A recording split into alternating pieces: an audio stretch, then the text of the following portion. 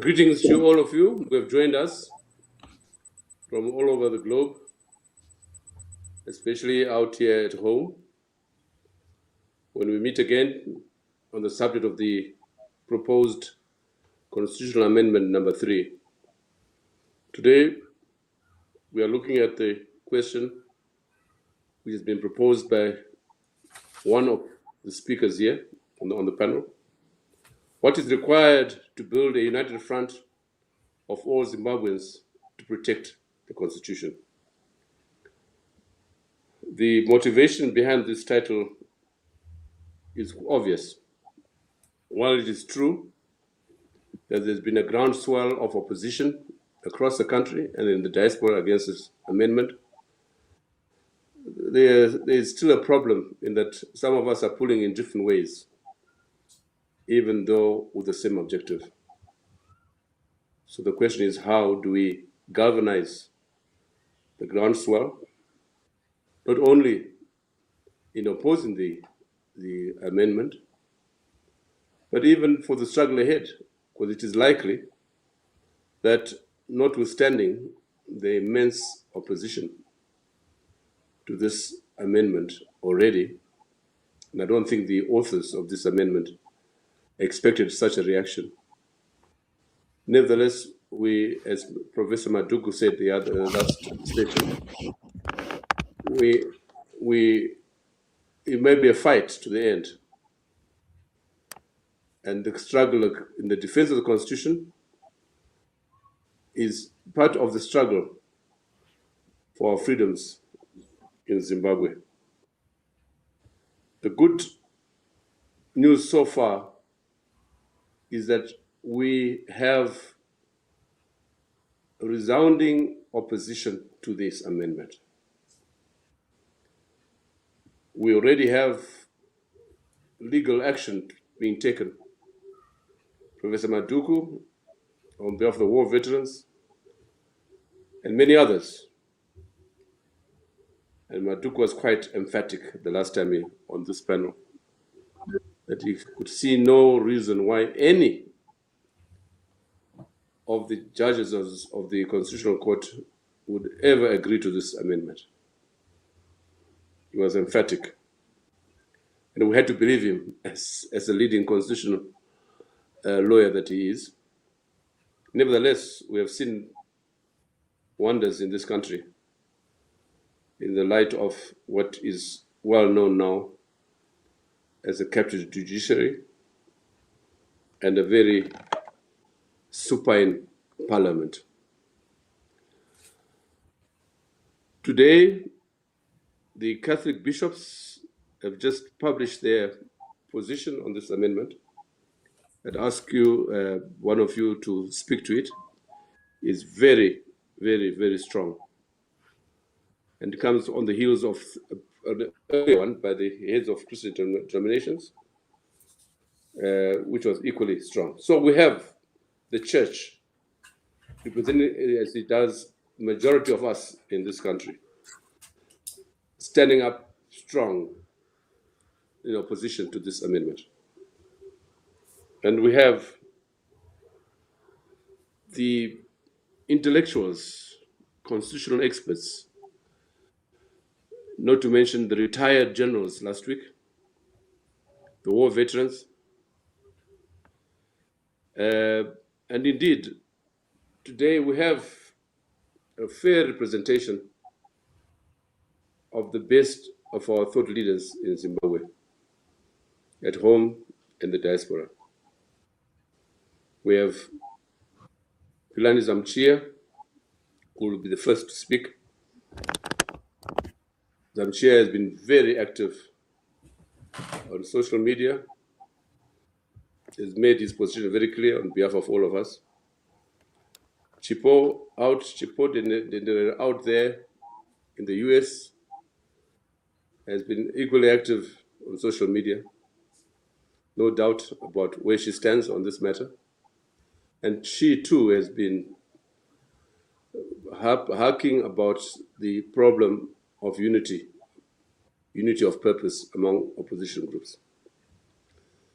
Then we have Reason of Oroa, I don't know if anybody was more active on social media than Reason. Prolific writer. I find myself having to share his op-eds almost on a daily basis, sometimes twice a day. And it's amazing for a man who's far away in Australia.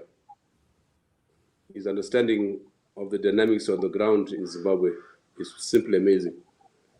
I often depend on him to understand what's going on here in our own backyard. Then last but not least, Sipho Malunga, who were called Sydney Malunga, after his father, Sydney, an amazing man that he was, who is the one who really helped us in putting together this title. And he too, a profound thought leader, and I hope he's back home now. Is like most of people, 75% of us are outside there in the diaspora. So I call on Tulani Zamchia to start us on this day, on this session.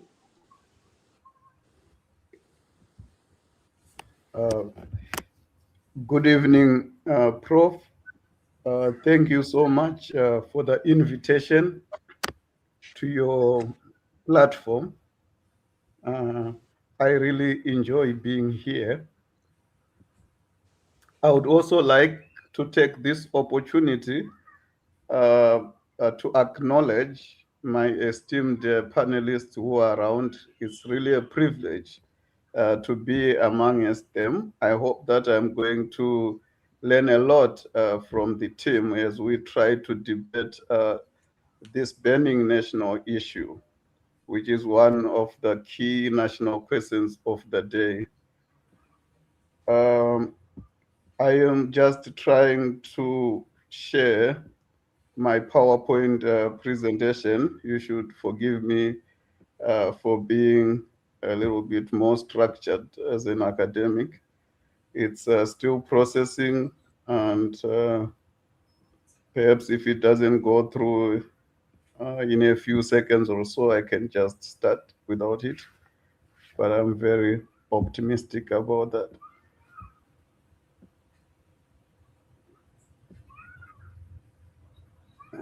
It keeps...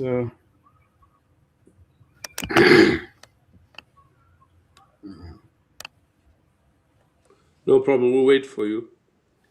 Just while you are getting your act together, just to say again, please support this program by liking this video and subscribing to our channel. We have an average of about 21 to 25,000 followers on this channel, and we have in the recent weeks. You ready, Tejar? Please, you can finish. Yes, I'm ready. Yes, you carry on. You carry on. Okay, thank you once again. I think you were saying something very important, that the listeners should subscribe to this channel. Yes. I find it very educative. I thought I should just insist on that. And thank you very much for advertising it as you did today. Thank you. Thank you. Thank you. So perhaps without wasting much time, I think it's important that I should start from the central question that was designed for us. What does it take to build a united front to defend the constitution in Zimbabwe at this political juncture? I think this is a very useful, practical, political question. But beneath that, I think there is an even more important analytical question. Why does widespread opposition to authoritarian constitutional change at times fail to generate effective collective resistance? And I think Zimbabwe in the contemporary is just an illustration of this problem, as Professor Ibo Mandaza was saying.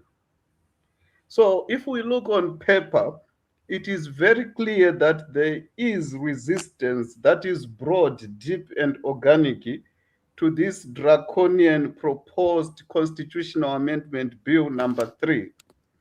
We have seen the women's organizations, opposition parties, civil society platforms, churches.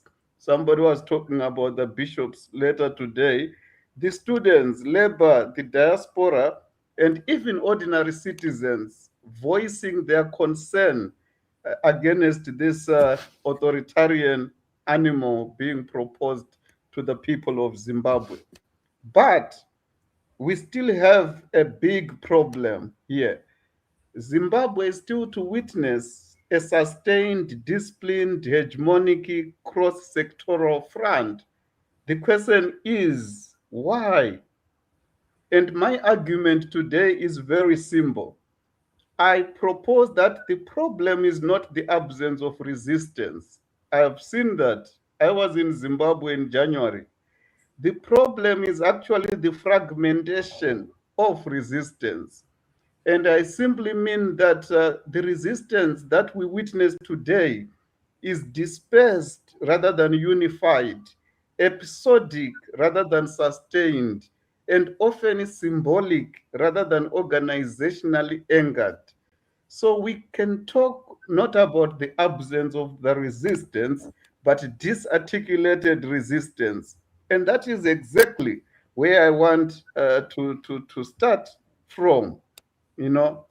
And for us, I think, as Zimbabweans, to understand this, we also need to shift our analytic lens, because we usually analyze opposition movements and politics too narrowly. We look at one civic formation, we ask whether a particular organization is united or divided. We even look at one political party. Sometimes we look up to only one leader, you know. But that is not the relevant unit of analysis today. It's not about one organization. What is relevant today is the wider opposition field, a term that I'm borrowing from Pire, which talks about an arena where you have many actors interacting, competing, and cooperating, but with an equal power and weak coordination.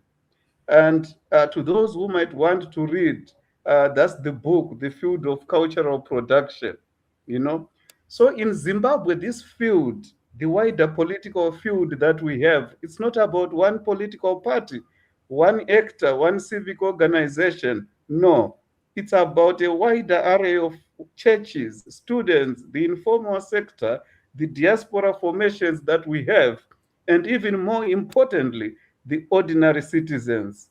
So it is a fragmented political field that we must accept, very fluid boundaries, weak coordination, but also, amazingly, overlapping memberships, but inculcated in dispersed authority.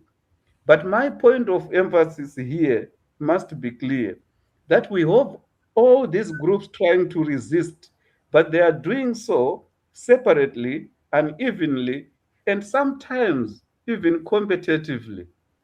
And I therefore want to ponder around this idea of fragmented resistance under competitive loyalty regimes.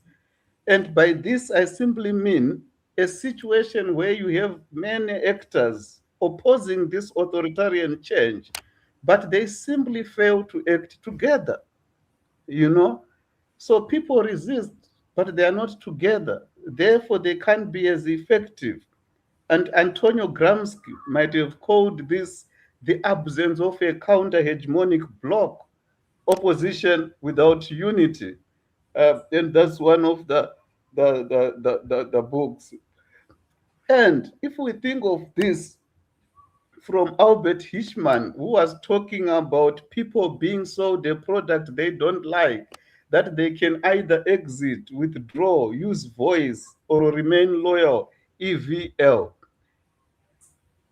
But in Zimbabwe, because I am talking of a wider political field, not a bounded political party like the Citizens Coalition for Change, we need to look at this kind of exit as a response to what's happening within that context, of which it can mean many things. It can mean silence, it can mean people retreating, it can mean people just choosing other issues over contentious constitutional struggles. It can also mean the diaspora sometimes being active, but without any coherent internal organizational linkages, right? So we can also think of the kind of voice that we are seeing, which is fragmented. It's not singular. You have your confrontational voice, some kind of strong resistance, those who are saying clearly no to 2030, and they are trying to mobilize. You have the legalist voice, those who are going the constitutional critique, it's court-based. But there's also ambiguous positioning, quite vague, shifting, non-committal. And we have seen symbolic or episodic voice, the hashtags, the statements, that without mobilization, and in some cases, muted voice, private dissent without any public stance. And then if we shift to loyalty, we also see that it's disaggregated. If we look across the terrain, you know, there is loyalty to multiple, often contradictory things. Sometimes it's loyalty to constitutionalism, democracy, a single leader, a faction, personal survival, even family security, and so forth. You know, so loyalty is no longer necessarily stabilizing resistance, it's actually fragmenting it. And my proposition here is that the greater the misalignment of loyalty regimes, the higher the fragmentation of resistance that we see. And this production of fragmentation is happening under very specific conditions. If I am now going to bring it closer to home, right? And the first one is the hyper presidentialism that we see in the opposition. You know, I know that the original scholar Carlos was talking about hyper presidentialism in terms of a governing system in Argentina. But if we analyze the Zimbabwe opposition more broadly, not a singular political party, we do see certain characteristics of a hyper atrophied president.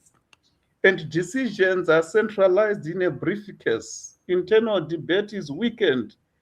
And under these conditions, even when there is broad agreement that a constitutional term extension is dangerous for the nation, collective nation is then constantly undermined by narrow struggles over who leads, who speaks, whose platform prevails, and whose network must be recognized first. This definitely weakens coordination. And two, we have witnessed leader follower fragmentation rather than ideological fragmentation. I should testify here, Prof, that much of the fragmentation that I've seen in Zimbabwe's opposition movement is not primarily ideological. I haven't observed factions that are socialist and others that are neoliberal fighting on that basis, secular versus theological, radical versus reformist. But what I've seen are kind of fragmentations structured around loyalty to individuals, inner circles, and access networks. And this actually means that even if there is agreement that 2030 is dangerous, that does not automatically produce agreement on the vehicle of resistance. This prevents collective action, even when there is sustained agreement. Then, the third is the expanding prebendal in cooperation by the ruling party state, patronage. People are being given largesse, and this is blurring the line between resistance and incorporation. You know, we might think that certain actors are afraid, but no, it's just altered incentive structures, which usually happen behind the scenes. And prior to this, we could know that people depended on the donors. But now the ruling party state has actually taken over. And we also have the politically structured asymmetrical risk, whereby we have been told that the opposition in Zimbabwe is risk averse and that ZANU-PF is risk taking. I actually think this is analytically misleading. The issue is not about risk appetite. No. The issue is the structure of risk, which is immediate and personalized. We can look at the surface offices, bombed to ashes on 28 October 2025. You can look at that kind of signal of intimidation and surveillance. That's Professor Ibo Mandaza's get. That's Jameson Timbers get, the leader of one of the platforms fighting to stop 2030. Almost similar, showing that it's quite organized surveillance and intimidation. You can look at Professor Madruku, 1 March 2026.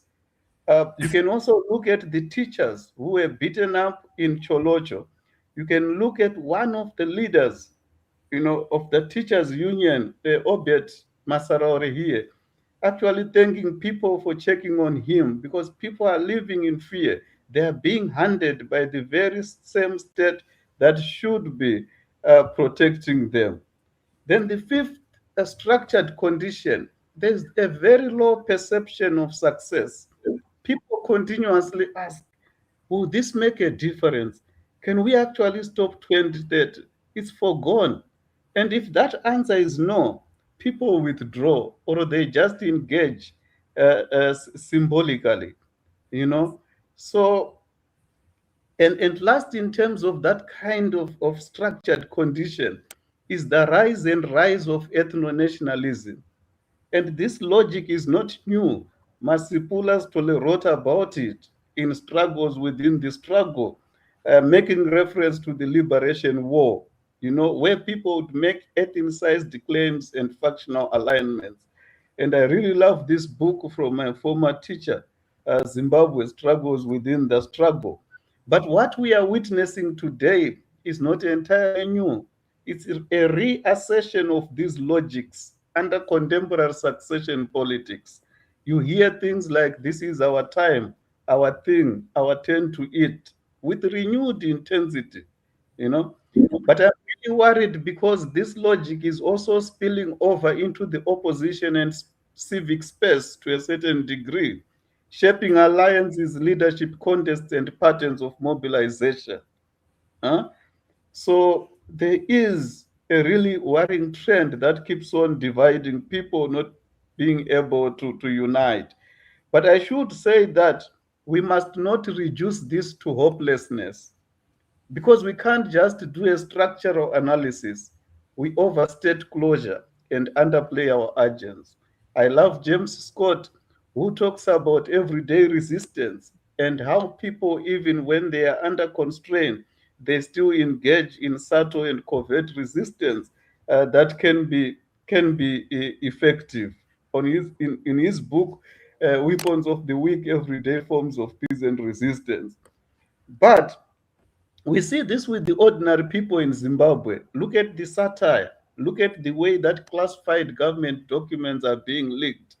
Look at the counter narratives circulating in WhatsApp groups and so forth.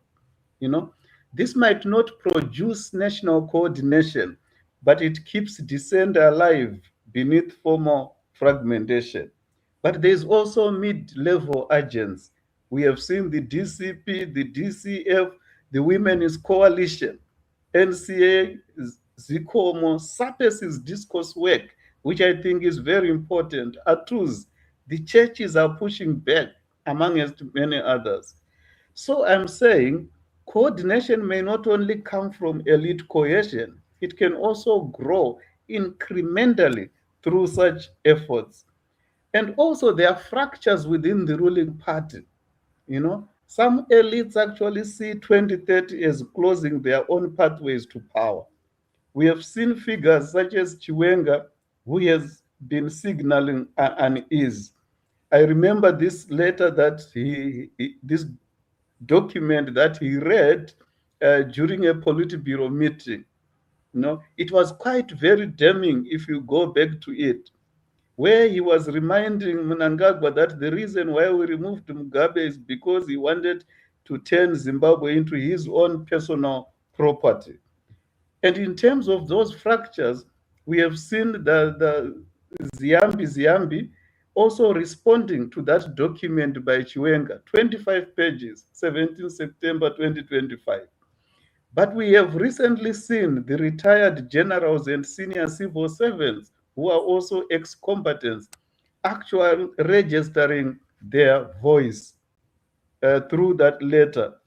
But you have some regime aligned satellite supporters like Sabukutemba Muliswa, who have been trying to mock the generals. If you look at that post, if the generals are real people and actual war veterans, they should be able to affix their names and stand by their word, instead of this hollow scam with no names and a lot of conjecture. But the Zimbabwe National Liberation War veterans have stepped in to actually support the retired security chiefs, And what we have seen is that the retired generals have written back to Temba Muliswa and they've said something like once they are soldiers, they are always soldiers, and they are mobilizing actually on that platform. So people in ZANU-PF are also actually afraid, the authors of this. Look at that subbook, Temba Mliswa, what he's saying there, even trying to hide behind the Bible. When I am afraid, I put my trust in you, in God, whose word I praise in God. I trust and I am not afraid. What can mere mortals do to me? Psalm 56, verses 3 to 4. Have a blessed Sunday, blah, blah, blah. They're actually afraid because of what is happening. And you know what? They should be afraid because these actors, we might call them retired generals, but they are part of the military reserve system, because in Zimbabwe, the Army's reserve force is constituted by war veterans and retired military personnel. The Defense Act is very clear about that. So it's very dangerous when you are commander-in-chief to have loyal dissent, where your soldiers remain inside the ruling system, but they resist specific trajectories. So Zimbabwe, I would like to say, can also learn from countries like Zambia, Nicaragua, Sri Lanka, and I won't go into detail in terms of this, but there are lots of lessons elsewhere. And historically, in 2000, the National Constitutional Assembly also managed to coordinate. And in 2013, there was broad mobilization. So unity did not require uniformity in 2000. It required coordination. So what is to be done lastly? I think one, a unifying constitutional program, not just opposition to individuals, but commitment to building a collective will that is anchored in constitutional democracy. Two, depersonalizing opposition politics and strengthening institutions is very important.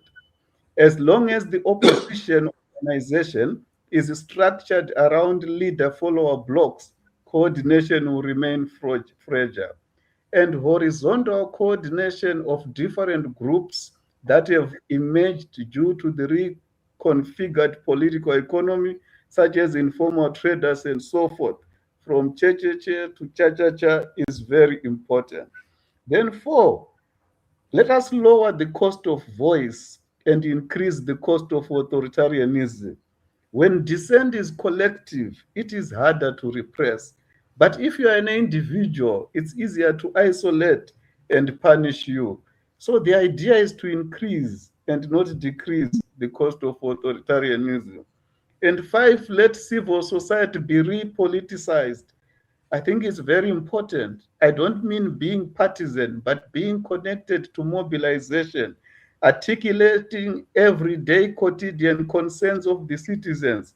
How does the Constitution link to deep tank costs for my cattle, sanitary wear for girls and women, water, Ishwala, land rights, fuel and transport costs that are going up, then broadly linking these quotidian concerns to broader contestation and collective political mobilization. Then 6, we have the diaspora, but we need to bridge the domestic and diaspora divide. I think that's very important. And 7, Brian Raftopoulos, the professor, always talks about this, and I think it's important to build and sustain regional and international solidarity. In an era of rising authoritarian populism, even in the West, and global conflict, I think from Palestine to Zimbabwe and beyond, struggles must be incorporated. I'm also not naive. I don't think that change will momentarily come from above or from our traditional allies, but I think it will come from people's power from below. Hence, the need to coordinate transnational solidarities rooted in grassroots movements.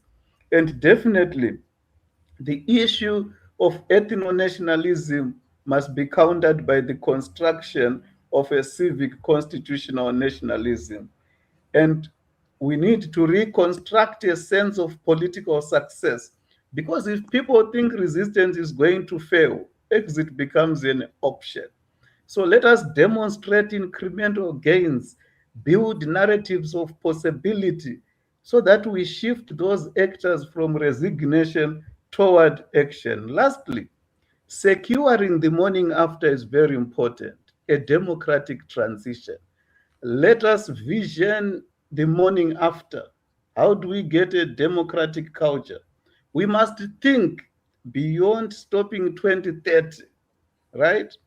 Because Zimbabwe's transition has remained elusive since 1980, and blocking constitutional overreach alone may reproduce a blocked or flawed transition. What is needed now is to combine this immediate national danger against 2030 with very clear mechanisms for democratic transition, so that the struggle is not only about stopping power, but about transforming it. In conclusion, I think that the response to constitutional amendment number 3 reveals a broader political condition in Zimbabwe, that resistance is real but fragmented. But fragmentation is neither permanent nor a destiny.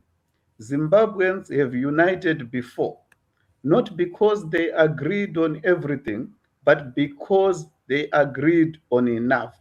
So the challenge before us is not just to lament, but to think how to build the conditions for unity and to prepare ourselves for a sustainable democratic transition beyond the immediate danger and battle of 2030. Thank you, Professor Ibo Mandaza. Thank you to the listeners and to the panelists for being patient. Siyabonga, Tezara. Thank you very much. You said so much that we can only reflect upon as we move to the next panelist, and then ask you to come in the concluding section of our conversation, with especially on your last section, where what is to be done. So I move straight to Chipo Dendere. Chipo, I think we got a lot to chew out of Zamshia's presentation. We gave him adequate time because I think he prepared at length, and of course we can speak around that theme. I think he set the theme well for us. Chipo. Yeah, I think he did. And of course, my own work is on voter exit, right, which is what he starts off with, and anchoring my work. But I actually want to say, just building on to what Professor Zamchia has said, how we think about unity, for me, is something that has been evolving, right? And I think there is a need for new spaces for dialogue. So one of the reasons I've come to this is I was giving a talk at Berkeley, and a young Zimbabwean came to me and said, listen, you talk a lot about the importance of political participation, But for those of us who are between the ages of 18 and 30, Zimbabwe is a very different space than it was when you were growing up, right? So, for example, I write about Operation Rambachina and the violence of that. But when you encounter people that were 5 years old or 10 years old when Operation Rambachina happened, their own memory of politics and their relationship with democracy and dialogue in the country is very different than it is for me, right? I was 13 years old when MDC started. So that's a very different perspective. That's a very different space of thinking about engagement. So the more I've been thinking about this on whether or not we have too many different factions, I think there are these big factions, right, where you have Tendai Biti's faction, Jameson Timber, and Nelson Chamisa's factions as the big ones. But what actually interests me, I think, if the adults in the room, those of us who are 40 and over, 38 and over, if we're willing to listen, are these young voices that are trying to figure out where is their space, right? Where is their ideological space in all of this? And they're doing that using social media. So many of them are not on Twitter, but they are on TikTok. And we've seen a video that went viral of a young woman who's talking about the struggles that young people are facing in Zimbabwe right now.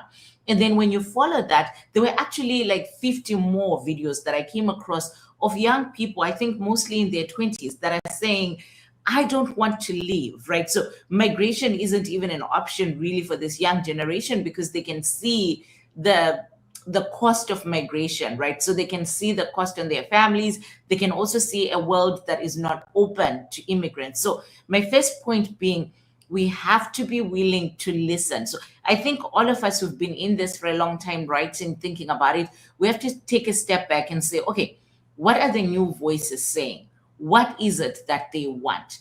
What is their take on this? And I think their arguments are even stronger, right? When young people say, I don't want to leave. I want a job to contribute to my to the nation. I want to stay here and I want to improve my education. This is how all of this is making my life difficult on a day-to-day basis, right? So I think part of what we have right now are these dialogues happening, and we allow ourselves to listen. I also think there's something important about having the opposition fragmented in this way. Since 1999, we've sort of had this MDC, and we've taken it for granted that maybe the opposition is a monolith, but it's not, right? There are many people that have frustrations with these old structural parties, and there are people like me who might be willing to say, listen, I'm gonna look past the weaknesses of MDC, CC, all of these things, and kind of focus on the end goal. But there is another population of people that are saying, I'm not willing to look past that. I want to try something else. So I've been looking at Namatai's work with We Lead, which is another young people's organization. And they're saying, we don't quite see ourselves fitting in any of these structures that are existent, but these are the issues that matter to us. And so how can we bring them in and say, okay, you can keep doing what you're doing, but at the end of the day, as we move towards the referendum, can we work towards unity, right? Without necessarily taking your independence or your power or your passions, but can we move together in some fashion towards this one goal, but keeping in mind the differences that exist and their interests that might differ. So I thought that is really, really important. And I think the job is on the leaders, right? So the leaders of the various organizations, I would actually like to see them sit down with each other and see, what is your organization thinking? So last night I was looking at all these tweeters or, tweets by young people saying, supporters from different people saying, well, I stand with this leader. And my question to them was, why do you stand with this leader? What does standing with this leader look like, right? So Professor Zamchia's work is calling for citizens to move beyond personalized politics. So asking people, what does that look like? Sure, we've got Nelson Chamisa and he's got his movement. But if Nelson Chamisa's movement, one of his advisors is saying that the constitutional amendment is just a footnote for their organization, I don't want to have a debate with them, a back and forth fight, but I want to know what is critical to you and where do you see yourself converging with Mr. Timber, with Mr. Biti, with We Lead, with all of these people, where do you see the convergence in this moment? So I think we need to put these leaders to task and say, we're not asking you to form one organization together. We're asking you to think about how you converge in this moment. So I think this idea of we're going to have another unity organization like we did, just before Morgan Tsvangirai passed, I don't think it's possible right now, because the areas of differences sometimes are too big, but what we can find are limited areas of convergence. And I think that's where our focus needs to be, like razor sharp focus. What are the areas of convergence? What matters to somebody who's under the age of 25? What matters to somebody who's under the age of 30? What matters to people that are in these religious sects? And there's something that we can all agree on, right? We can all agree on the gap, right? The financial gaps between the elites and the poor people in Zimbabwe. And the current fuel crisis might seem like it's not about the constitution, but these are the everyday things that expose what people care about. Today, people woke up having to pay $2 for a combi. That's something that most people can recognize. And that's something where I think the opposition leadership needed to jump on that and say, listen, this is how paying $2 for a combi is related to the constitution, right? You're paying $2 for a combi because 85 cents of that liter is money that's being taxed by the government. And do you really want the president to be chosen by your members of parliament? Do you really want the president to be chosen by an additional 10 senators who are appointed by the president, right? So those are the areas of convergence that we have to find. And I think the other reason why women's organizations have sort of stood on the side is because that issue has not been made central, right? So I was reading the Herald this morning, someone in the Herald whose argument is that, well, what we want to do with the Gender Commission is to reduce waste. And I'm saying for women, waste is giving out cars to members of parliaments every new moon. That's waste. The Gender Commission is not waste. Dealing with child marriages is not waste, right? Protecting the rights of women to inherit their own properties, to own their own properties is not waste. So these are the areas of convergence. And I really think that if we streamline and say the unity that we're seeking is a unity of purpose, we want to move together towards no to Amendment 3, but we're not seeking to say everyone abandon your various organizations, because we do need these organizations. I think part of the reason why the opposition has been so problematic in Zimbabwe is that there has not been an accountability from other sectors of civil society. What we did after 1999 to 2017, right, is that we converged all civil society under the opposition, so that the voices of the critics of the opposition became considered as enemies. And we need that. We need that outside accountability. We need something like SAPES to be independent of a political party, because it is a think tank. And our job as scholars is to analyze things and to give feedback. And we can't do that effectively if we're folded into a political party, right? And so this has been my argument to anybody who's coming to me and saying, well, why don't you join this group? Why don't you join that group? And I'm saying that's not our job as academics in this moment, right? I can have an ideology and I can vote, but my job is to keep a clear mind and say, when a political leader says, we are pushing for this, as SAPES, as a think tank, we come out and we say, no, we disagree with group A, we disagree with group B, we agree with group C. Like, we need that independence, because that's something that we lost, right, in this push to build a unified MDC, which is what we needed at the time. That's what was needed at the time. But I think the circumstances of today require something different. So that's why I'm saying that I think what we see as fragmentation is not necessarily a problem, because it is allowing for this diversity of thinking. And then it frees us from worrying about the personality of leaders. Like, we don't have to uphold, like, we have to come to a place where if Chipo criticizes Tendai Biti, it is taken as criticism from an academic scholar. If I criticize Nelson Chimbisa, it's taken as that. If I criticize Jameson Timber, it's taken as that. And it's not taken as you're an enemy of the state.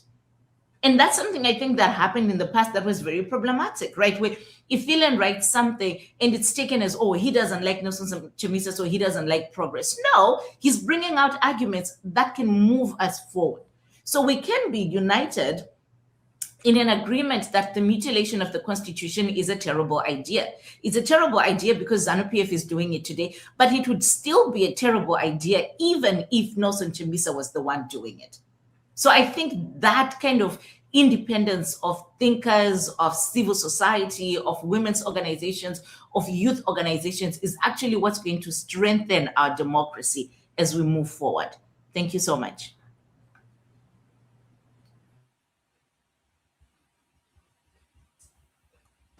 Thanks, Chipo. Thanks very much for that.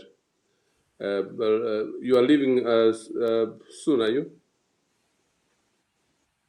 I'll come back. I'm going to teach a class, then I'll come back. Okay, great. Let me move now to Reason.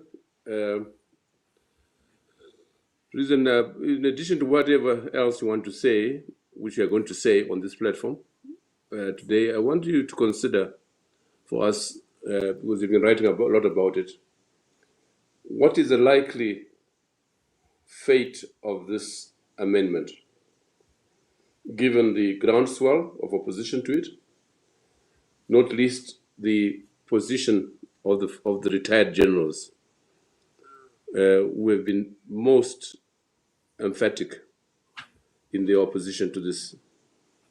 Perhaps the first that we have ever seen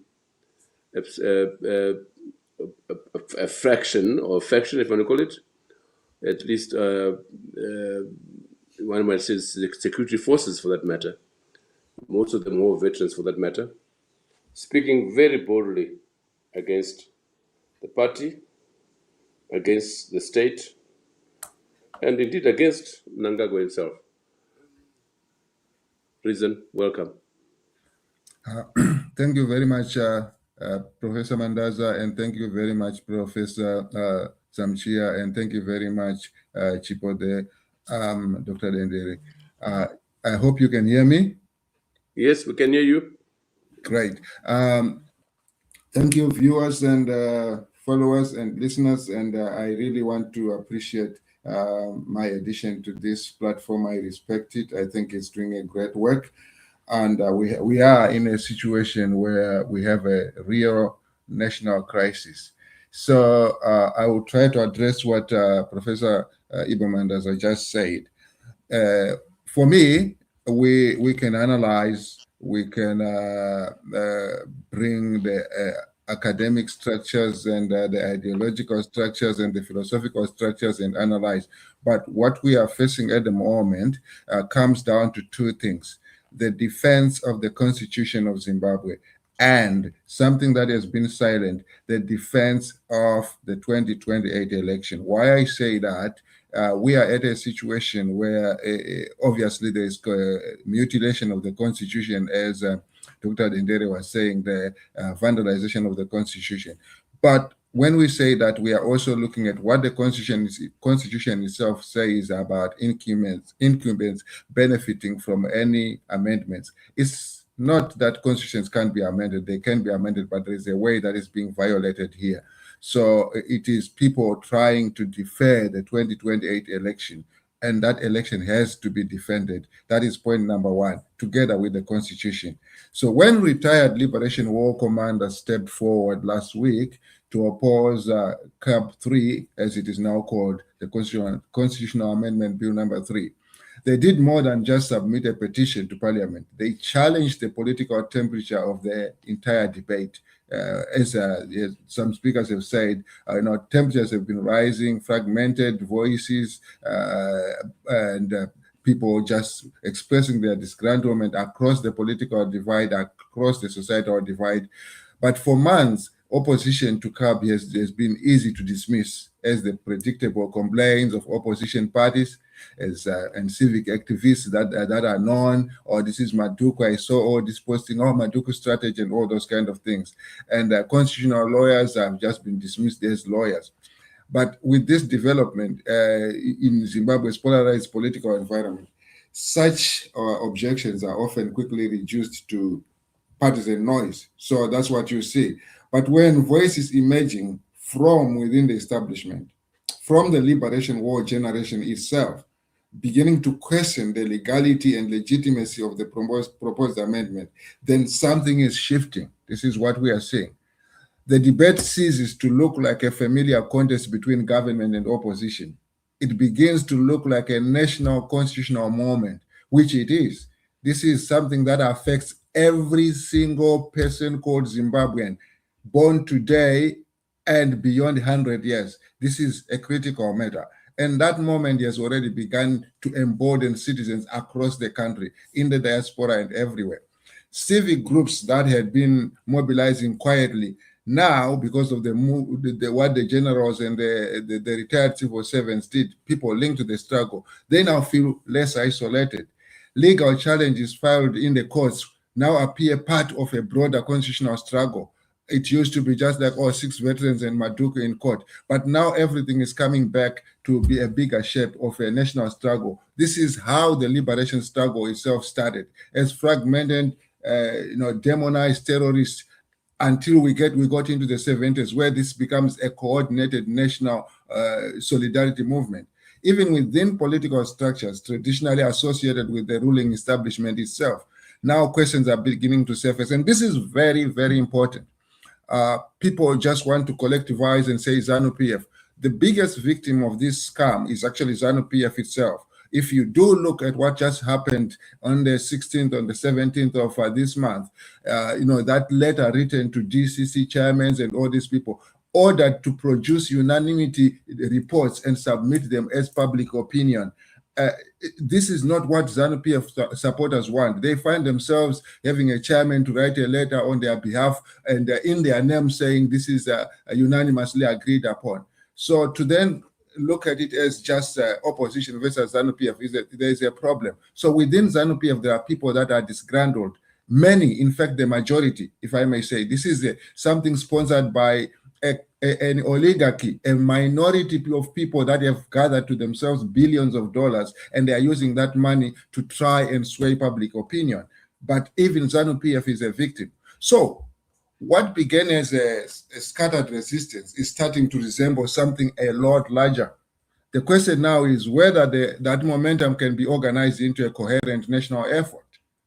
And this is where the moment that Zimbabwe has entered. The political significance of the retired generals' intervention lies not only in what they said, but in what their voices represent. They are representing the suffering Zimbabweans. For decades, Zimbabwe's liberation war generation has been closely intertwined with the ruling party's legitimate narrative. We all know that. Their moral authority derives from the sacrifices made during the liberation struggle for independence. When figures from that same generation now warn that the constitutional changes risk undermining the democratic principles for which the liberation struggle was fought, the debate enters a new territory, which is where we are now. It is no longer easily framed as opposition politics. It becomes a question about the foundations of the republic itself. So this matter has brought us to the foundations of what we call Zimbabwe, that name that Michael Mawema in 1962 came up with, to say this, let's fight for a country that we're going to call Zimbabwe. That's the republic that we attained in 1980. And its foundation is now the center of debate. This is what the generals are bringing forth. But moments like this can easily dissipate if they are not carefully organized. This is what everybody has been saying here. Momentum alone does not produce change. What produces change is direction. The suspicion problem that we have in the country, Zimbabwe's political landscape is fractured. There are ZANU-PF supporters who are deeply uncomfortable with the proposed constitutional changes, but remain wary of being seen as working alongside opposition groups. So they share the same complaint, but then they are saying, if I do this, I might be seen as supporting Chamisa and supporting the opposition. That's the danger. Then there are opposition supporters who suspect that elements within the ruling party's internal politics may be driving some of the resistance. So they basically say, oh, we're not going to be used again like what happened in 2017. I'm not going to join a factional war. So if people are criticizing this from ZANU-PF, they want our support so that they can benefit. So these are the realities that we have. and therefore fear being drawn into factional battles. So within the opposition itself, there are long-standing rivalries that we know. Nelson Chamisa has publicly dismissed the Constitutional Defense Platform and later the Constitutional Defense Forum for Beauty and the collective efforts of the likes of Ngari Vume and so on. Douglas Monzora's MDCT, occupies its own political space. Love Momaduku, to his credit, he has been fighting this constitutional matters for a long time with his National Constitutional Assembly. They have their own long-standing constitutional activism that is there. And then we have other civic formations mobilizing independently. You talked about the churches coming in, the Catholic bishops and so on. And these are forces that are all looking at one thing, perhaps except Nelson Chamisa. To be honest, I don't understand whether he's just a minimalist of this whole constitutional debate or he's something else. But we know that everybody else seems to be outraged by what is happening. And but the differences that we're talking about here are real. They cannot simply be wished away. People are pursuing different things. But if CAP3 has exposed anything, it is that Zimbabwe has reached a moment where political actors with very different histories are suddenly confronting the same constitutional danger. This is very important. The differences are real, they are there, the interests, the ideological leanings, they are real, but we are confronting the same constitutional danger as a people. The challenge now is how to act together without pretending those differences do not exist, because they do. So a single issue constitutional front. So the solution may lie in something simpler than many people may imagine. Zimbabwe does not require a grand political coalition. It requires a single issue constitutional front. This is defense of election 2028 and defense of the constitution, pure and simple. ZANU-PF has cluttered this bill with 22 extra clauses, and the clutter is very deliberate to distract people from exactly what they are doing. Extend Emerson Mnangagwa's term. It's not even about 2030. We had Paul Mnyarazi Mangwana clearly explaining what they want to do. Before the 4th of September, if they manage to make this thing into a law, then whatever Mnangagwa has said from 2023 is still going to count because it's less than 3 years. So that's going to be taken away. And then they will say, we have a 7-year term, which might as well start from 2020, from September this year. Well, once this becomes law, that takes Mnangagwa to 2033. This is the real game plan. So we are looking at narrowing this as much as we can and forget about all these differences and petty differences. And we have to confront this thing for what it is. Defense of election 2028 and defense of the constitution itself. Such a front would not seek to merge political parties. There's no point doing so. It would not attempt to resolve ideological disagreement. There's no point doing so. It will not attempt to campaign for electoral advantage. This is not time to mobilize for supporters and to outshine each other and grow political parties. No. What we are looking at is a mandate that would deliberately narrow, which is deliberately narrow and which is temporary, but it's a national cause. And then when we fix this problem, when we defend election 28 and defend the constitution, which is the foundation of the republic, we can go back to our political parties and mobilize, and we can push our ideologies. 2 objectives only: defend the constitution, defend election 2028. Everything else can wait. What defending the constitution means: the 2013 constitution established certain foundational democratic principles. Among them is the principle that the president of Zimbabwe is elected directly by the people through universal suffrage. And this is being attacked. CAP 3 proposes altering that structure by allowing parliament to elect the president. This is what we are fighting. This is not going to happen. You asked me what is the fate of the bill. The bill is going to fail one way or the other. It's just not going to happen. Professor Maduku, I was talking to him as well. He's very confident that the block will come from the courts. I am looking at the courts. I'm looking at a political situation. And I think it doesn't matter what the courts will do. There will be a political block to this bill. It just simply cannot happen and will not happen. This would fundamentally shift the sovereign rights of Zimbabweans to choose their head of state, and that is unacceptable. Zimbabweans have a tradition of electing their own president, and that tradition is going to be protected. Whether Mnangagwa likes it or not, this is exactly what is going to happen. The Constitution also establishes predictable electoral cycles to ensure periodic renewal of democratic legitimacy. What an election means is power goes back to the people. That period when an election is announced and when we vote, and then the newly elected people get sworn in. So power is given away for 5 years, and power is given back to the people for the period of election, and power is surrendered back to the elected politicians. That's what it is, and it's not going to change. Proposals that effectively allow the current parliament to extend its own tenure, that is not going to be acceptable. It is not acceptable. It's not going to happen. And potentially to elect the president itself.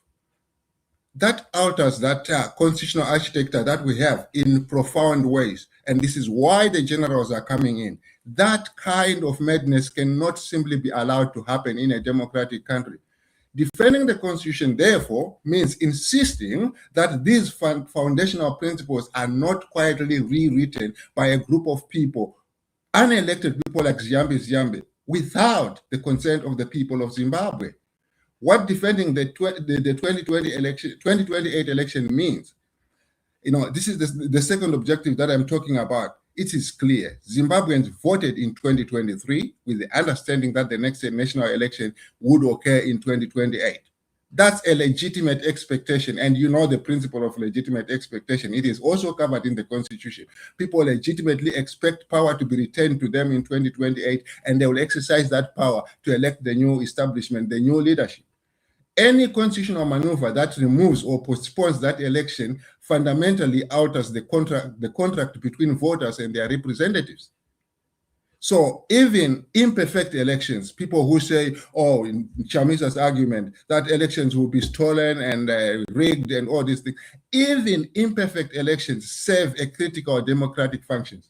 They still provide citizens with the opportunity to renew or withdraw political authority. That is regardless of what interpretations may be made out of the process itself in terms of fairness and freeness. But that fundamental right cannot be taken away from citizens. We can work on correcting freedom and fairness of elections, but we cannot take away the right of Zimbabweans to vote. So this is where people are converging at the moment. Protecting the 2028 election timetable, therefore, becomes essential to preserving the integrity of Zimbabwe's constitutional system. So the 4 pillars already emerging right now, encouragingly, resistance to CAP 3 is already emerging across several fronts. I will not repeat what other panelists have said here. There is legal resistance. Court challenges have been filed questioning the legality of the proposed amendment and the constitutional procedures required for such changes. Secondly, Liberation War veterans and retired commanders have spoken, whose intervention has reframed the debate totally in terms of defending the democratic values of the liberation struggle.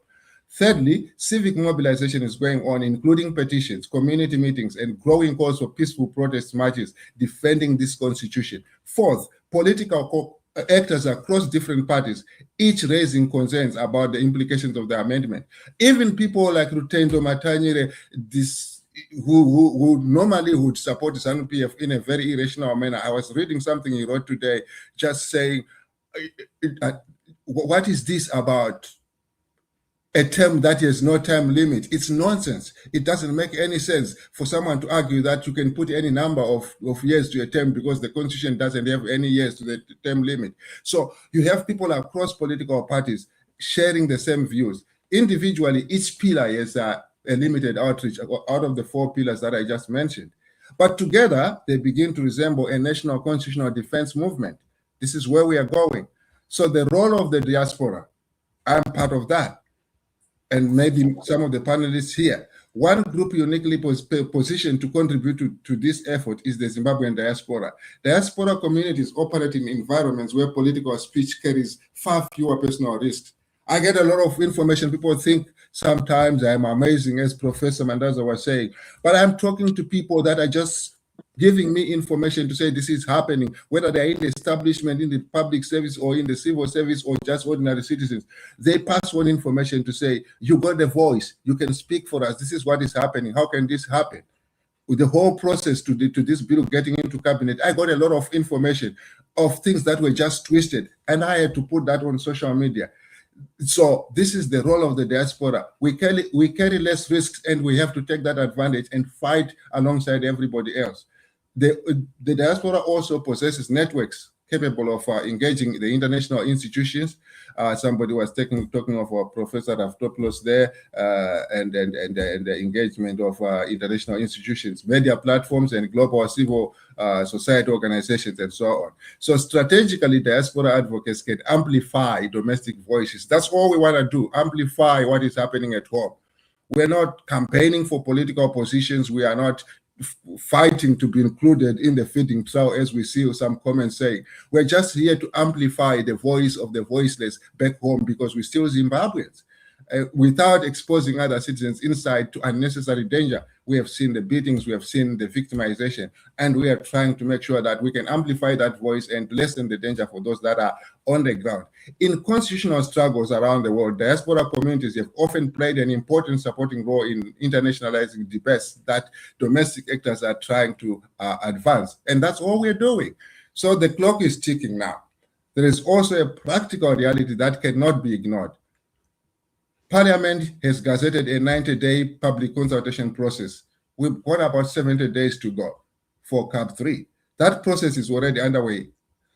So this consultation window represents a critical opportunity for citizens to express their views formally through petitions, which is happening. I've done mine, many people have done theirs, and we saw one from the retired generals. Public submissions, meetings, and peaceful demonstrations.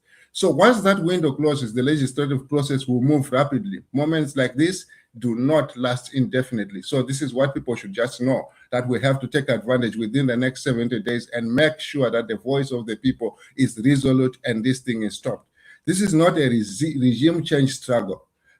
The most important principle for many constitutional, for any constitutional front to embrace is clarity of purpose. This struggle is not about removing President Mnangagwa from office. It is not about overthrowing ZANU-PF either.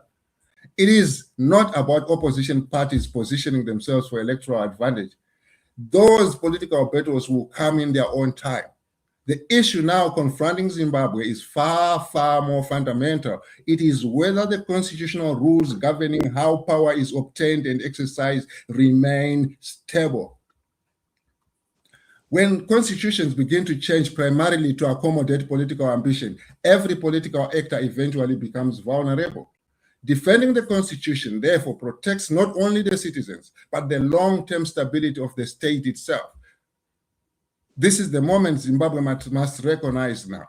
The retired general's revolt has already shifted the national conversations. What happens next will determine whether that moment becomes a turning point or simply another episode in Zimbabwe's long constitutional history. If the emerging coalition of veterans, lawyers, civic groups, political actors, churches, citizens, and if these groups can focus on the two essential objectives before them, a powerful constitutional defense movement may have to take shape. But if suspicion, rivalry, and partisan calculation prevail, this moment may pass. I don't think it will pass. I think people are just have had enough of this nonsense that we have seen. And I'm very, very, very, very optimistic that we have come to a defining moment in terms of the misadventure that Mrs. Yambi has started, and Virginia Mabiza, the Attorney General. I mean, this is a calculated law of kind of scam, but I think people will confront it in equal measure.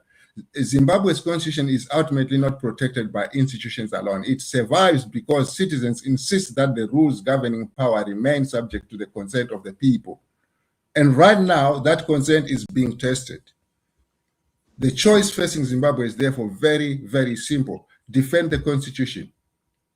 Defend the 2028 election. Everything else can wait and resume after that defense. And I thank you so much, Professor Mandaza, for giving me this opportunity. I thank you so much, panelists, for the patience to listen to my presentation. That's all I had to say for tonight. Thank you. Thanks very much, Rizan. I just have two quick questions immediate after your presentation. The first is, Mnangagwa was born in 1938. He's 88 this year. In 2030, he'll be 92.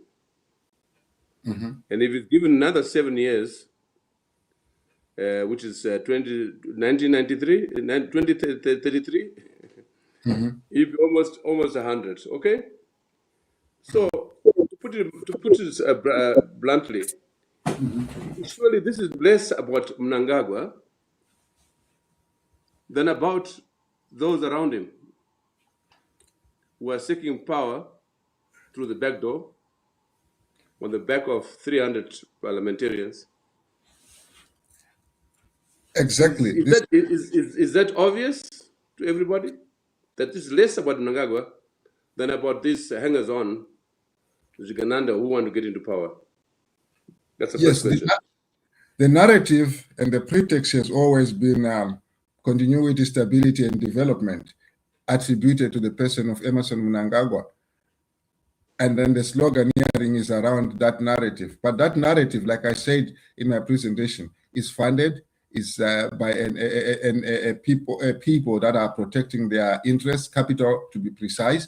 So these are people that have looted, that have stolen, and they want perpetuity. So it's not exactly about Mnangagwa, like you rightly say. If we go to his actual date of birth, he is 88 now. And adding another seven years, you're looking at, I don't know, 95, 96, if we look at what they're trying to do. So the real question is, they want to narrow the electoral authority to parliament because they can buy. You have seen it. They've given 500 cars just to the army alone. So a parliament of 310 can be bought anytime. We saw it with the ZIFA elections. What did Chifayo say?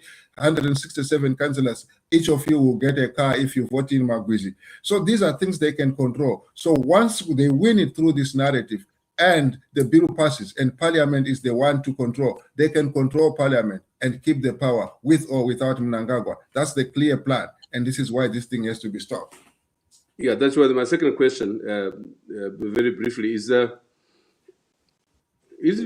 good enough to stop CAP 3 without having to insist on 2028 elections?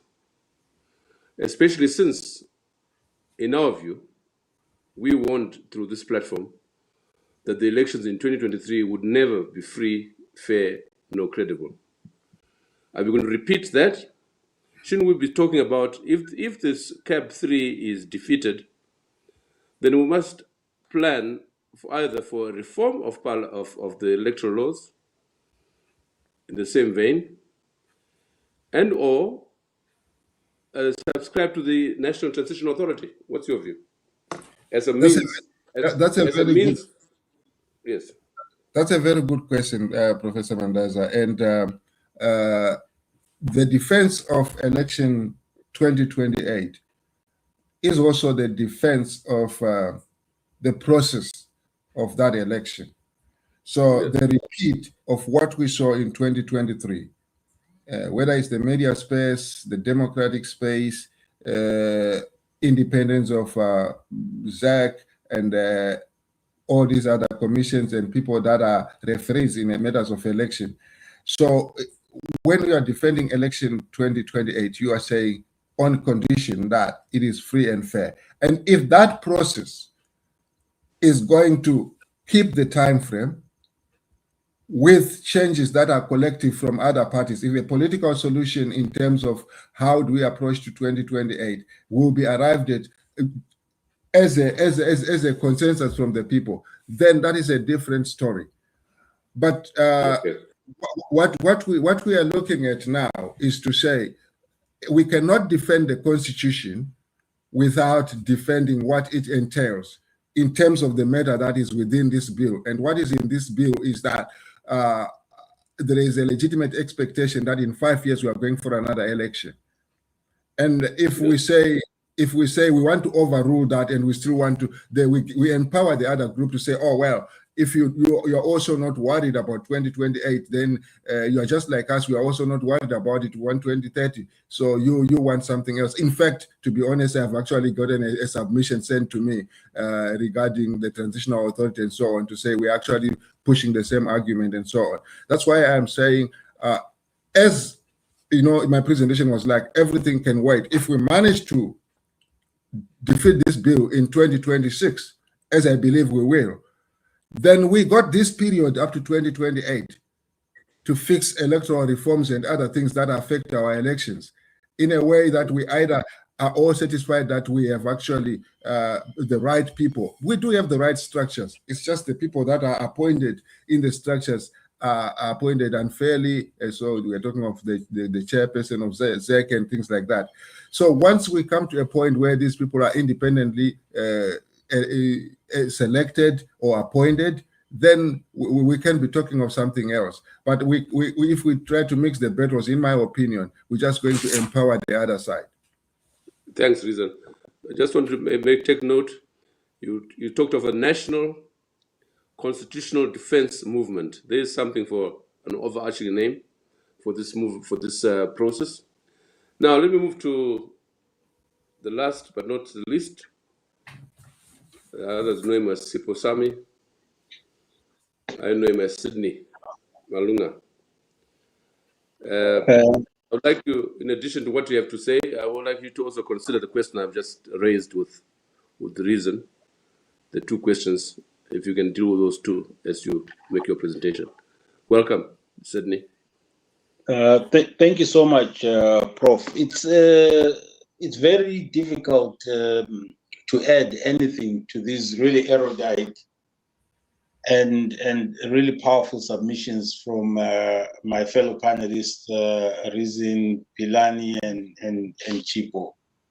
I will try to just, I guess, share some thoughts because a lot of what I would have wanted to say has been said.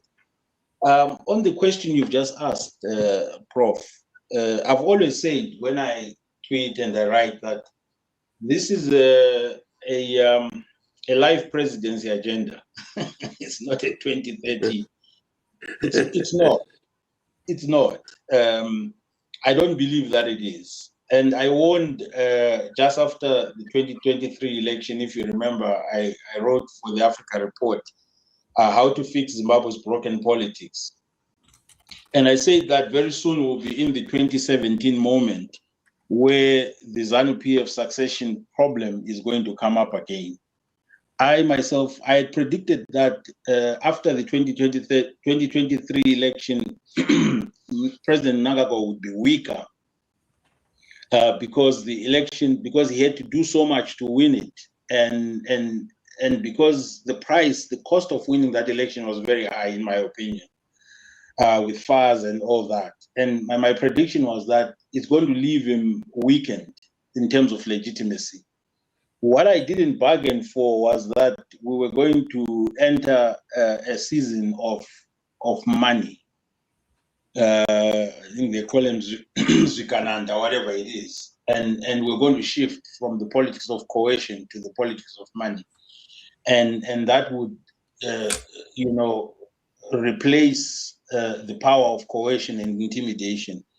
So I believe that at this stage, the president has no plan for succession.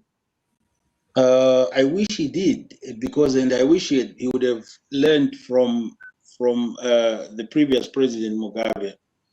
I don't believe that. I've always said, even when initially people said, well, maybe Chagure is the anointed, I said, well, how many anointed people did Mugabe throw at us in the 4 decades? We had Sekramai at one point, we had ED at another point, we had Mjuru at another point. There were so many. And then we had Kasukwere at another point, then we had Kais at another point.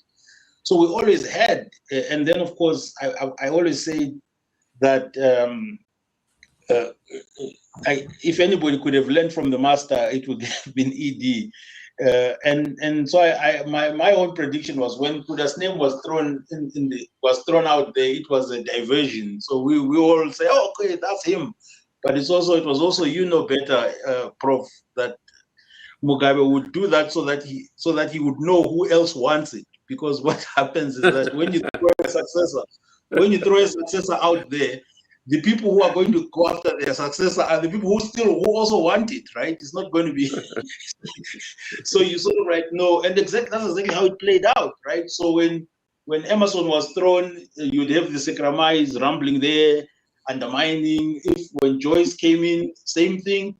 So Mugabe used to do this to test, to say, okay, who else wants this thing? In this particular case, of course, the general was the next in line. And I guess throwing in Daguire then may have been a strategy to to draw the general out. And of course, this is my own assessment, and I'm not a political scientist like all of you. My own assessment is that the general then beat. It was a bait, and he beat, and he shouldn't have, in my view. But and he beat in that pushback against Daguire. Maybe silence might have been better, and bidding his time might have been better. And then, of course, that then it then brought the whole thing into a crescendo, if I can call it that. And then the T word was now being thrown in, the treason, etc., etc. And then, of course, now it then forces somebody to then take a bit of a retreat. Because now, are you trying to get rid of me now, or are you? What is your strategy? So, I believe that the entry of the moneyed class into this changes everything, as Reason also alluded to, and it is their strategy. They don't mind if Mnangagwa stays until 100, as long as it is possible for them to continue to benefit and to extract, whether it's tenders or opportunities from the state. I don't think they mind. Of course, biology will not allow the president to remain in power for long. He will likely be incapacitated by his age at some point in time. We don't wish him to die, of course, but that is likely to happen. And this strategy is a strategy to then take over. I believe that the moneyed lot has also has captured ZANU-PF to the extent that they can. The key structures, if you look at how ZANU-PF as a party has been mobilized around this 2030 agenda, it means that they have successfully captured the party. And I don't think, unlike Reason is very optimistic, I think that the pushback might succeed. I'm getting less and less optimistic, and I'll tell you why I am. And I shouldn't be saying this because I hope I'm wrong. My worry is what's to put the fear of the people in MPs' minds and hearts. What is there to stop the MPs from simply saying yes, given that there's money, they've been co-opted, they've been given money before, and they're going to be given more money?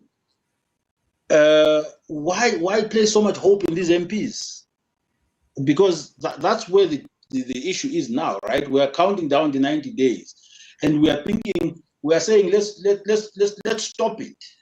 And how do we stop it? We stop it by MPs saying no, we're not going to do this. Take it to a referendum. What would make MPs do that? That's the other way of putting the question.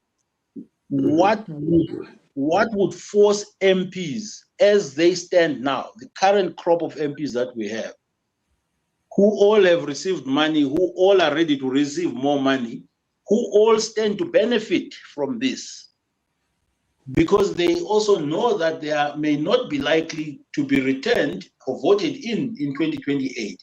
But hey, what's 2 more years of money, 2 more years of cars, GD6s and so on, who want that. I mean, the people hate me already, and a lot of these MPs know that people already hate them, and they're not going to vote for them anyway. So my view is that this is probably time for, not subversive, but people need to find ways of coercing these MPs. I don't know how. I mean, MPs live in the city, live with communities. Some of them live all in Borrowdale, and they represent Botswana and other places. But people have to find ways of forcing these MPs to not do that. I don't know what ways that can be. But otherwise, I don't consider that MPs find themselves accountable to the people. Of course, with incentives of money and cars, I see them voting this thing in. I'm sorry to say, I see them voting this thing in. Sadly, there's got to be something else that happens. I don't see the courts stopping it either. I'm sorry to say. Yeah, thank you. Well, if you're not a lawyer, I would say you're a devil's advocate. But I think I tend to think the same. Of course, there's no one to pay the MPs more money than they're getting already. That's one. So I can't see the MPs voting otherwise, other than giving this bill a 2/3 majority as required. But there's one consideration which some of us have been observing. We are picking up that the deep state did not expect this kind of resistance. They didn't expect this at all. And I think the authors of this bill, people like Jonathan Moy and others, notwithstanding their advice, recommendation that in the outreach program, everything must be done to crowd out, to disrupt, and so on and so forth. I think notwithstanding all that, and including the violence so far, the reaction has been overwhelmingly opposed to this bill. And given that backdrop, and if you include the revolt of the generals, unprecedented as it is, don't you see the possibility, Sydney, of Mnangagwa retreating, simply pulling it back? Not to mention the enormous pressure on him. I know people in private, the churches themselves have made representations to him personally. Don't you see the possibility of Mnangagwa simply pulling back and refusing to sign that bill into law?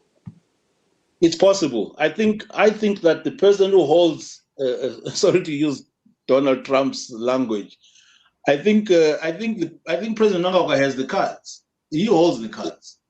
The Trump card. He has the Trump cards. Almost like a card. No pun intended. I think he holds the Trump card, and I said at some point that it's up to him really to decide, and he could. I don't think that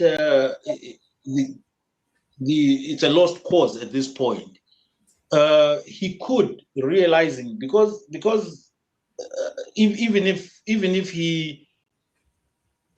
he manages to do it, the reality is that he will not be able to mobilize political support for whoever might take over from him, because if, God forbid, then he dies, and then the Zukananda then appoint or anoint someone else, will they be able to contain the groundswell of resistance and the the liberation comrades? And I don't think they will be able to manage it. I think even if he does succeed, my sense is, and I tweeted this the other day, that I think it will just go downhill.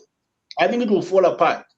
I think he might succeed he will succeed in staying in power, but it's going to be very fragile.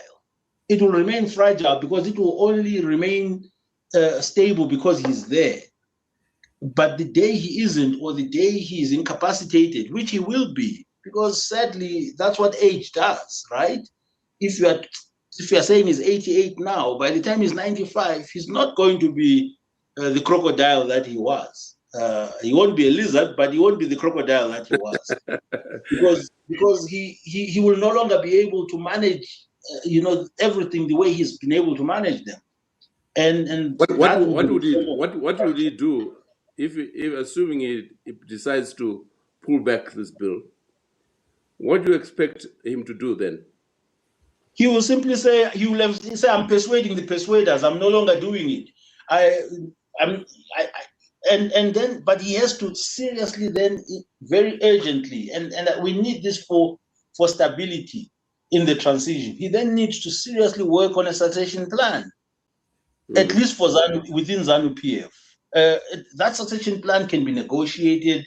Obviously, the benefactors of all the economic benefits and so on will have a say, but he'd better do it now rather than wait for the fracture. I don't know if you understand what I'm saying. Yeah, I hear you. But what about Chiwenga? We said very little about Chiwenga. There is a suggestion that the generals' revolt, and this is why people like Muliswa have reacted to it. That is part of the Chiwenga faction, if you want to call it a Chiwenga movement, if you want to call it that. Yeah, I don't. Oh, sorry, you're still going. No, I think you read me. I don't quite understand that the dynamics in terms of factionalism, as maybe many others and maybe yourself do. But I believe ultimately that anything will still remain possible. It is possible that at some point, just like Mugabe, even at the last minute, remember Mugabe threw out Mnangagwa at some point after Cholocho. He came back. So my view is that don't rule anything out.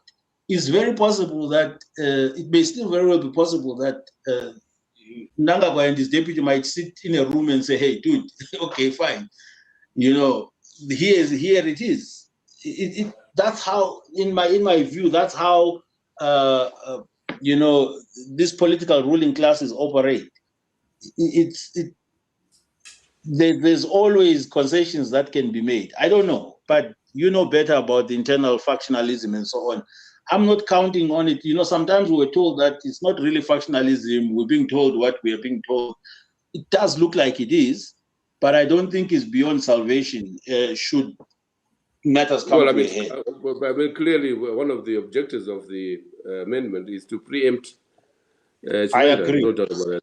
Yeah, I agree. I completely agree. But the one last question for you before I generalize the discussion among ourselves. What about the possibility Mnangagwa pulls back the bill and then calls an early election? Okay, which gives him another 5 years. Well, he can't because the Constitution doesn't allow that, right? He's already done his 2 terms. So remember, he still has to cross the constitutional hurdle. If the bill is pulled, then he must go when his term finishes. That's just basically what it is. My hope, which of course leaders never seem to understand. My hope is that he still has the time to manage his succession. He has, unlike Mugabe. But which is why I'm persuaded, like I said at the beginning, that I think this is a life presidency agenda. Because if it wasn't, I think that more effort would be going into working on a successor, including on, as we say, smoking peace pipes with his deputy, if indeed the arguments that they are not seeing eye to eye are true, and because everything is possible, because he will soon leave this world given his age, and he would probably be thinking about the people he will leave behind, his children, and so on. Maybe not necessarily himself. I think he's got the ability to protect himself until he dies, most likely. But he may be thinking. What's your view on the transitional authority? Because the rumors we are hearing, or the undertones we are hearing, that the the Chiwenga factor would be welcome a transition authority, if also because that is the only social base based upon which a new dispensation could be put together. What's your view on that? You're putting me on the spot, Doc. We've had this conversation. So for me, of course, the transitional authority would run into the same questions around having the need for an amendment of the constitution and a referendum. Yeah. So what I believe, and I outlined this in the paper I wrote on how to fix Zimbabwe's politics. Please send it to me. Yes, I'll send it. It was 2023. What I believe really should and ideally happen is we need a national dialogue. We need a national dialogue, short of rupture, because obviously we're not going to get that, right? We need a national dialogue. And if we had more discerning leadership, if Mnangagwa himself could lead that process of a national dialogue, where he says, look, we've had these problems, and we need to set our country on a path for the future. We've taken it this far, better for worse, and some will say terribly. Some will say, well, you're doing so well, that's why you need to stay on. But we need a national dialogue that seeks a political consensus, right, for a country going forward. That's what I would push. If effort was put there, if money was put there around a political settlement for Zimbabwe, in which all the issues, an inclusive political settlement, in which all the parties in Zimbabwe, not just political, are able to engage on a different future for the country. This is what's happening in Mozambique right now. There's a national dialogue. Mozambique has a new president, Chapo. He wasn't in the liberation, and he's trying to revision the country in a different direction because he realizes that he cannot hang on to the Frelimo mantra, because Frelimo has lost young people. Zimbabwe, Zimbabwe, like every country, the median age of Zimbabweans is 19 years old. They have no clue, no idea, no interest of the liberation movement. They are unemployed, unhappy, angry, disenchanted. Unless we get ahead of what's going to come, it's coming. It's coming at a point where nobody's going to expect it. There's going to be a rupture, an eruption, not just in Zimbabwe, but in many countries, even in South Africa. It just happened in Madagascar. Every country in Africa is going to experience a seismic shift. We don't know when, but it will happen. It will be a blow up, a complete blow up. But it can be preempted, and it can be preempted by the current leadership saying, listen, let's talk. What kind of country are we looking at going forward? And then in that conversation, there's prospects for settlement around retirement, settlement around protection of interests. Young people may not care so much. They may just be interested in something different as we move forward. That's what I would do. And I know that, but I'm not going to be going around pushing for a national dialogue at this point when people are fighting for a constitution. But I think the point after succeeding, stopping the constitution, it would be let's revision the country as we go forward politically. We shouldn't have people living in exile in Zimbabwe right now in 2026. There shouldn't be anyone living in exile, whatever they've done, given that there's people who've done worse things that are inside the country that are not in exile, Anyway, thank you. Is that your last word, Sydney? Yes, that's all. Thank you. Okay, I'll move to Reason. Your last word, Reason. Okay. My question, the question I posed at Sydney there, refers. What's the likely outcome come 90 days? Reason. Right.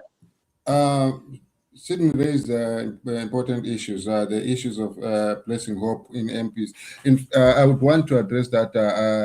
My optimism actually is not at all related to the members of parliament, that they are not part of the solution, they are part of the problem, like you rightly outlined.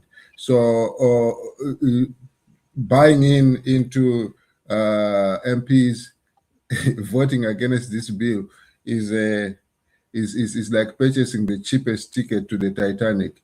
It doesn't make any sense. So these people are a lost cause, the whole bunch of them. So the idea is stopping the constitution together with the MPs and with Mnangagwa and with Ziyambi. They are all in the same boat with Mabiza, with everybody. So that's what we are. And I'll come to the second part. Yeah, President Mnangagwa has played. He still can hide and say I'm a constitutionalist. So he's there trying to dissociate himself from the process.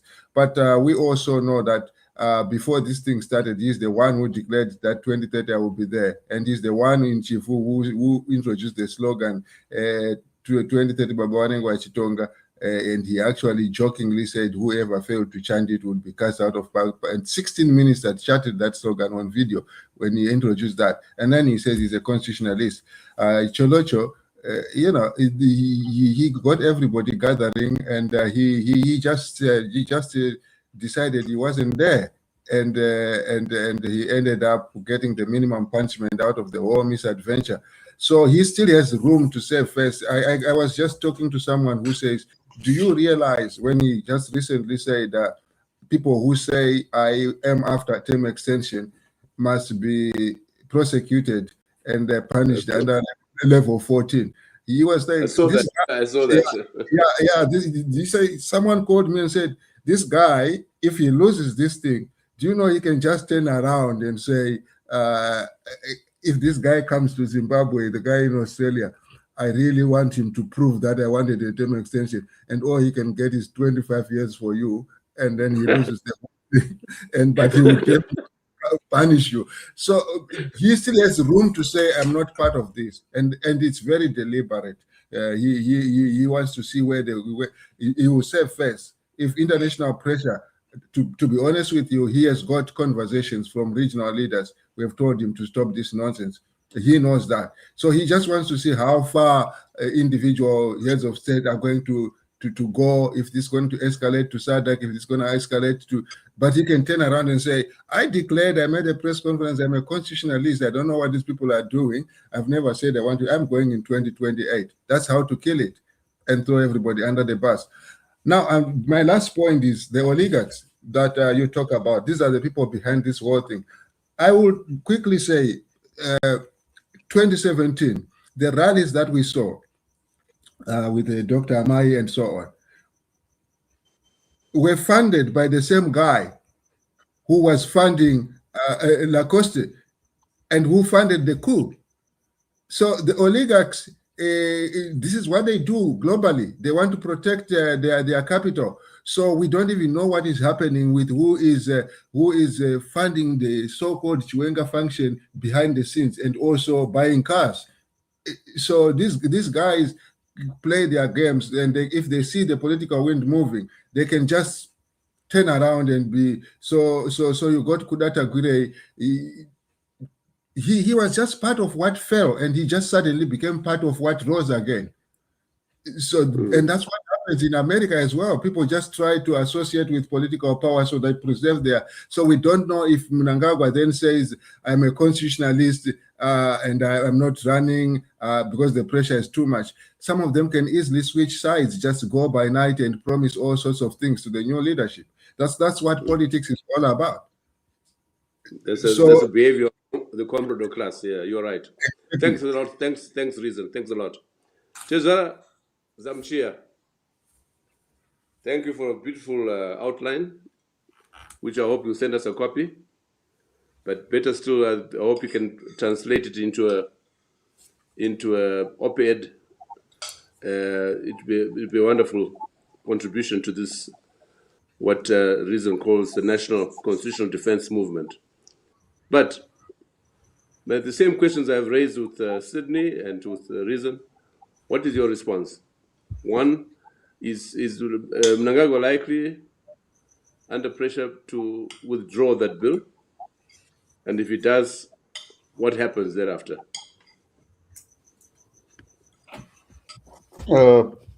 Thank you very much. I was actually learning a lot and enjoying listening to the fellow panelists. I didn't know that I'm still one day here. But let me quickly say that I don't think that it is I can believe that Mnangagwa is going to get this term, because what they are doing is not smart. It's so brazen. It's so brazen, you know. Even if you look at some authoritarian leaders across the continent, they've actually tried to use referendums to legitimize these draconian constitutional changes. Look at Paul Kagame in Rwanda, you look at the Republic of Congo, you look at even Nkurunziza in Burundi, you think of Alpha Conde, you think of El Sisi in Egypt, and so forth.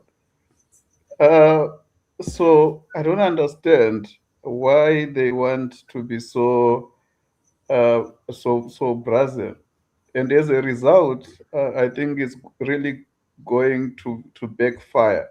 You know, it's not everyone who managed to go through that process as well. I always like to look at the continental and global experiences.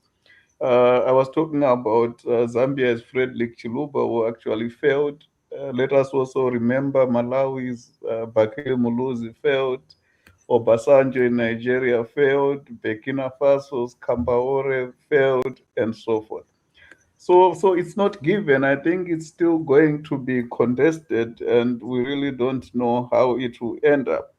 But there is something that I also want to say, that even if Mnangagwa is going to succeed, I think I'm persuaded by Dr. Malunga that it's going to be difficult for him to sustain. Before Muchangwa knew what was exactly going on, because very few people actually know in that Politburo and believe in this thing ideologically. He at one point warned Mnangagwa that when you get old, you really don't need to be in the saddle of state power, given the troubles that the late Robert Mugabe endured. But he quickly changed tack because he saw where the political wind was now going. But deep down their hearts, they know, you know, and there's already dissent visible within the state, and we have seen other leaders who were successful in terms of changing the constitution to extend their terms, but they didn't garner enough legitimacy to sustain it. Conde was successful as recent as 2020, but it left an unstable state, and within a year he had been removed in a military coup, you know. Even a failed coup is too ghastly to contemplate in fragile Zimbabwe. We can think of what happened as well in Burundi as a response to changing the presidential term limits.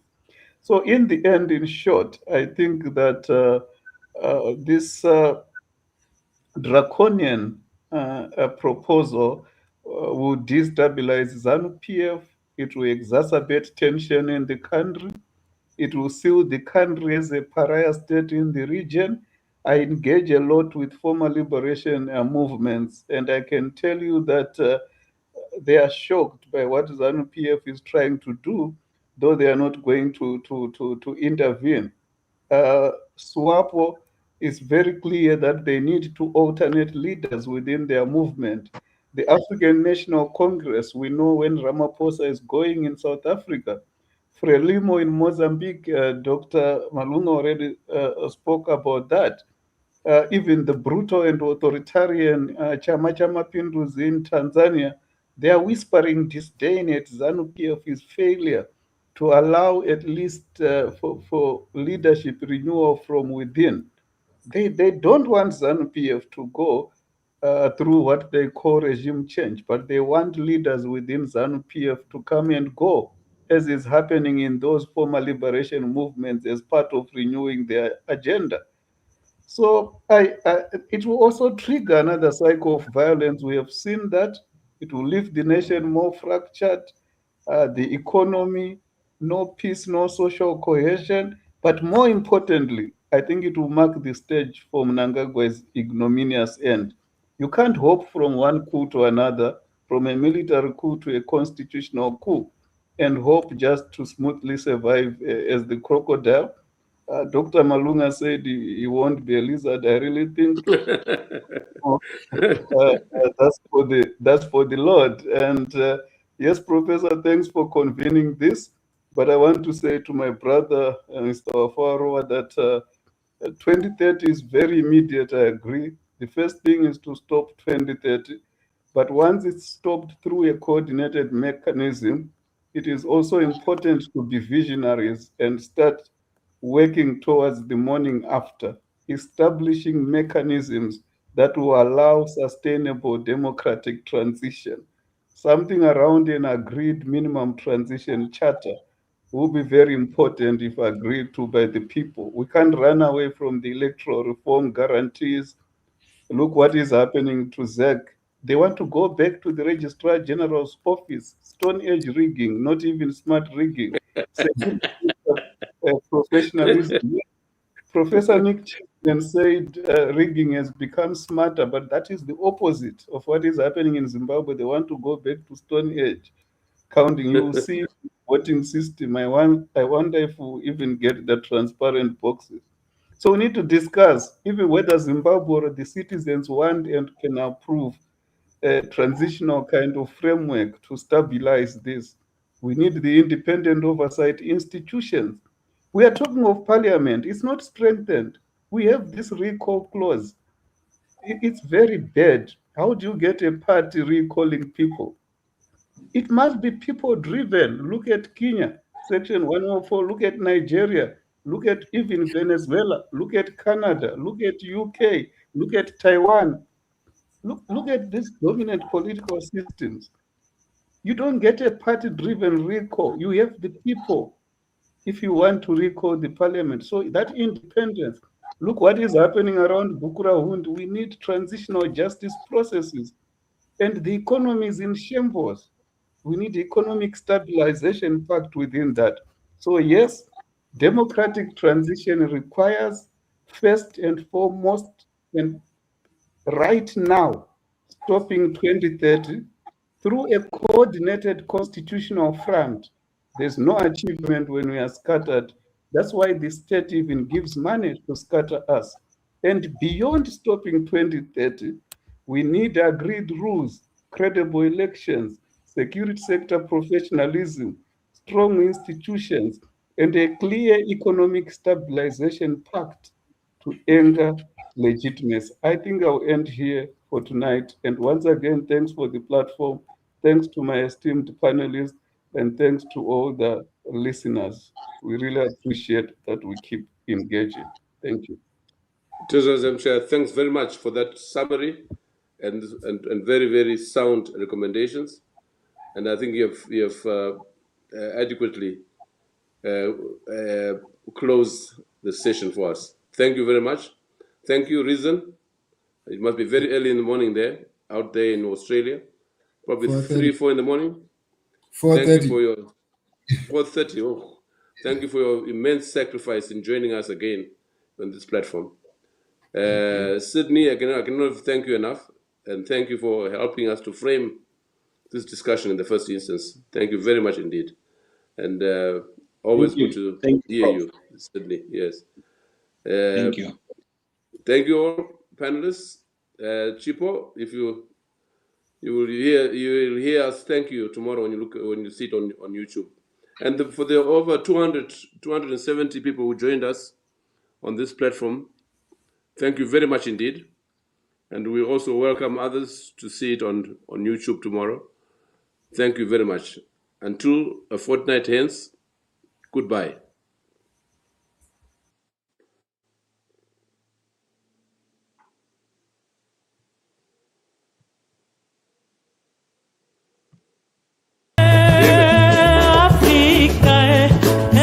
Africa, oh, di panda.